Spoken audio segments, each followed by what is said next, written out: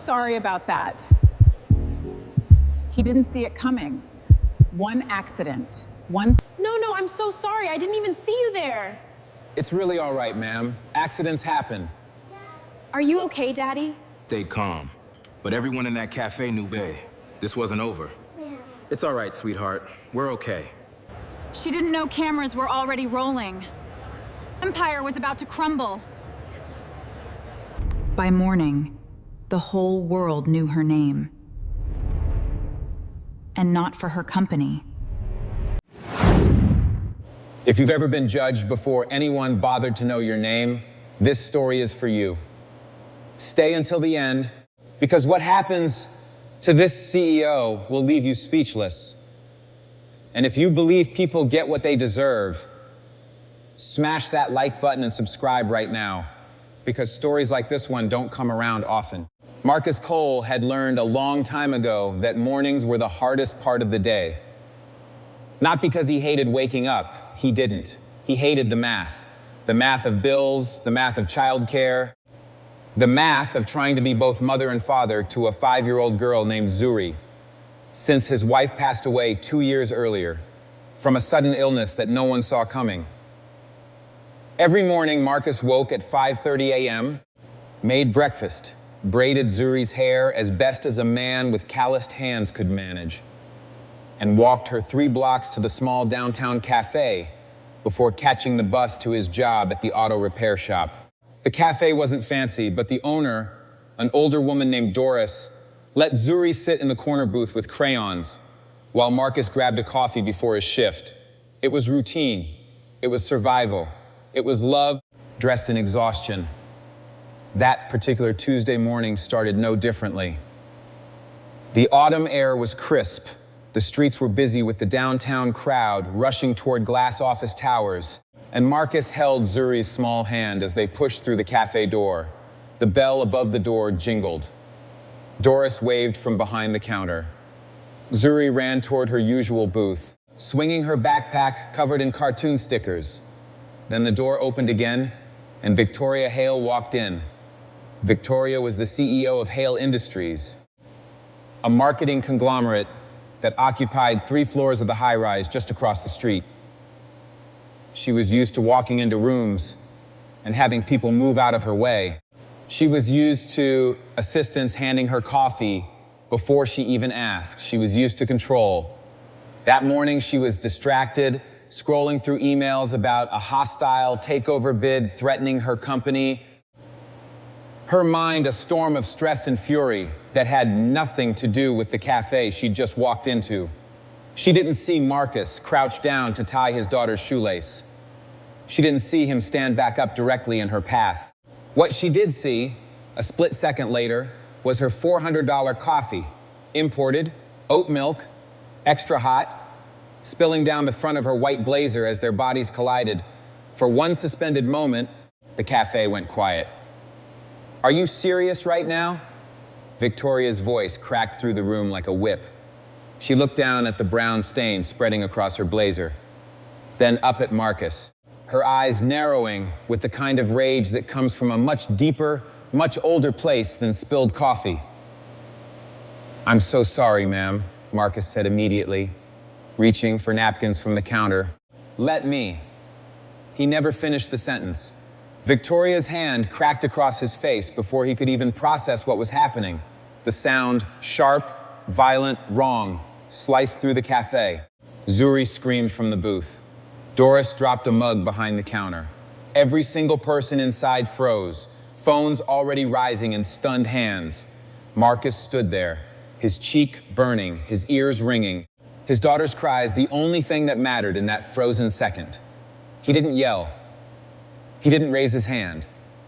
He simply turned, scooped Zuri into his arms, and held her close while she sobbed into his shoulder. "Daddy, why did she hit you?" Zuri whispered. Marcus had no answer that wouldn't terrify a 5-year-old, so he simply said, "It's okay, baby. I'm okay." But it wasn't okay. Not even close.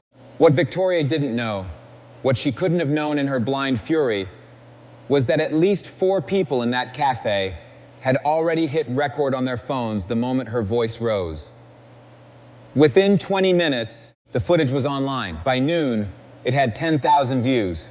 By evening, it had broken 1 million, climbing with a speed that no PR team could outrun. The headline practically wrote itself. CEO slaps black single dad in front of his daughter over spilled coffee. Commenters dissected every frame. News outlets picked it up by the next morning. Hale Industries stock dipped within hours as the board scrambled for damage control. Victoria, for her part, spent that first night in stunned denial, convinced the outrage would fade like every other internet controversy. She was wrong. The board called an emergency meeting. Major clients, the kind of partnerships that had taken a decade to build, began quietly distancing themselves. Her own father, who had founded the company 40 years earlier and still sat on the board, called her into his office with an expression she hadn't seen since she was a teenager who'd wrecked his car. "You built this company on the idea of respect," he said, voice low and disappointed, "and you just threw it away over coffee." Victoria wanted to argue, to explain that she was stressed, that the takeover bid had her cornered, that it wasn't really about Marcus at all. But the truth was uglier than any excuse. She had let her anger land on someone who hadn't deserved it, someone smaller in power than her, someone who couldn't fight back the way she expected people to fight back, and the world had seen exactly who she was when she thought no one important was watching. Meanwhile, Marcus was trying to hold his life together under a spotlight he never asked for. Reporters showed up outside the repair shop. Strangers online dug up old photos of his late wife, of Zuri's school, even his home address, forcing him to take Zuri to stay with his sister for safety. The viral attention that should have felt like vindication instead felt like a second invasion of his privacy, layered on top of the first violation in the cafe. He didn't want fame. He didn't want a lawsuit payout splashed across headlines. He wanted his daughter to feel safe again, and he wanted to go back to work without people whispering behind him. It was Doris, the cafe owner, who convinced him to speak publicly, not for revenge, but to take control of his own story before the internet wrote it for him. "Let them hear it from you," she said, handing him a cup of coffee on the house. "Not from a video. From you." So Marcus agreed to one interview, a short, quiet sit-down with a local news anchor known for fairness rather than sensationalism.